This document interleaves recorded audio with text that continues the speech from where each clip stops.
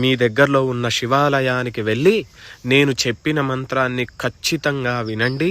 వీలైతే నేర్చుకుని ఆ రోజు మీ దగ్గరలో ఉన్న శివాలయంలో కానీ మీ ఇంట్లో కానీ ఆ మంత్రాన్ని చదవండి. ఖచ్చితంగా మీకు శివునికి రుద్రాభిషేకం చేసిన ఫలితం అనేది మీకు వస్తుంది. మంత్రం చెప్తున్నా శ్రద్ధగా వినండి. హర హర హర నమః సోమాయ చ రుద్రాయ చ నమస్తామ్రాయ చ రుణాయ చ నమః శంగాయ చ పశుపతయే చ నమః ఉగ్రాయ చ భీమాయ చ నమో అగ్రే వదాయ చ దూరే వదాయ చ నమో హంత్రే చ హనీయసే చ నమో వృక్షేభ్యో హరికేశేభ్యో నమస్తారాయ నమః శంభవే చ మయోభవే చ నమః శంకరాయ చ మయస్కరాయ చ నమః శివాయ చ శివతరాయ చ.